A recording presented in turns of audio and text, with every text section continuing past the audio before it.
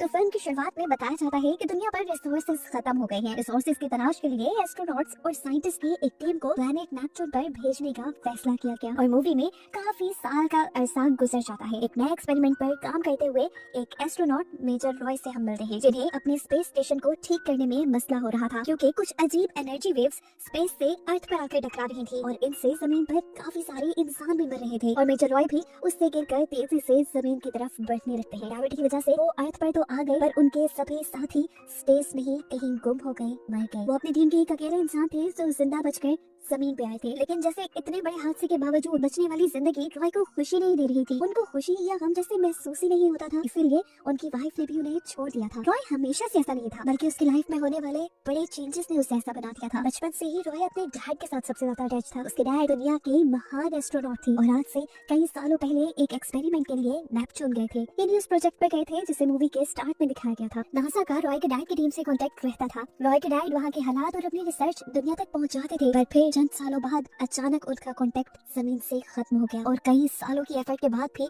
जब नासा उनके space station का स्पेस में पता ना चला सकी, तो उन्होंने रॉय के डैड के साथ उनकी पूरी टीम को दुनिया वालों को मरा हुआ बता दिया। जिस दिन के बाद से रॉय की लाइफ और भी ज्यादा फीकी हो गई। रॉय को इस टाइम उसके हेडक्वार्टर बुलाया जाता है और बताया जाता है कि जिन वेव्स की वजह से उसका स्पेस स्टेशन तबाह हुआ था, वो वेव्स नेपच्यून से आ रही थी, बिल्कुल उसी जगह से आ रही थी जहाँ आज से कई साल पहले उसके डैड की टीम को भेजा गया था रिसर्च के लिए। नासा के साइंटिस्ट का मानना था कि वो एनर्जी वेव्स नेपच्यून में मौजूद इनका स्पेस स्टेशन ही जनरेट कर रहा है और ऐसा खुद ब खुद हो जाए ये पॉसिबल नहीं था। साइंटिस्ट की टीम को लग रहा था कि उसके डैड अभी भी जिंदा है और वो नेपच्यून पे कोई ना कोई एक्सपेरिमेंट जरूर कर रही है, जिसकी वजह से ये सब हो रहा है। शायद वहाँ बैठे रॉय के डैड ये बात नहीं जानते कि उनके इस एक्सपेरिमेंट से अर्थ तबाह हो रही है। साइंटिस्ट बताते हैं कि उन्होंने स्पेस स्टेशन में रॉय के डैड से कांटेक्ट करने की बहुत कोशिश की है, लेकिन वहाँ से कोई आंसर नहीं आ रहा। इस सब को रोकने के लिए ये लोग एक मिशन प्लान करते हैं। इस मिशन में रॉय के साथ उसके डैड के फ्रेंड को भी जाना था। सफर उनका शुरू होता है और अर्थ से रॉकेट लॉन्च होकर ये लोग सबसे पहले जाकर चांद पर लैंड करते हैं। मून पर लैंड करने के बाद इन्हें मून पे ही दूसरी तरफ अपने स्पेस कॉम तक जाना था, लेकिन रास्ते में ही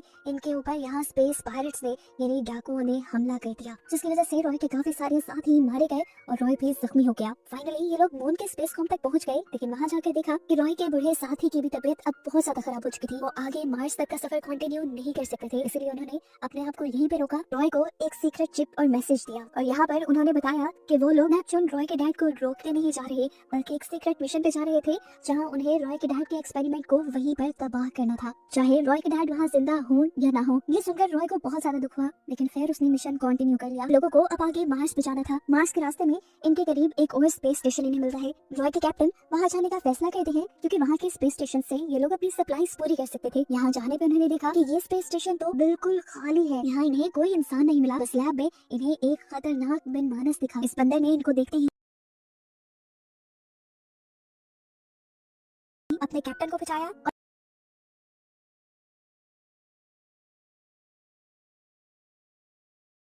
और कैप्टन को लेकर अपनी शिप में वापस आ जाता है।